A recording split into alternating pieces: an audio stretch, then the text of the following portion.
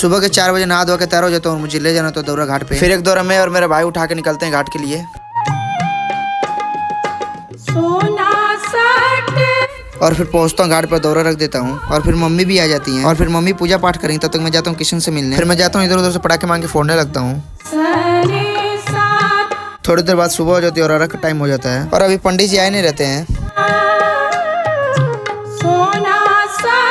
उससे पहले जितने लोग आ रहे थे हम उनके लिए चाय का व्यवस्था किए रहते हैं। फिर हम किशन लग जाते हैं काम पे सबको चाय पिलाने।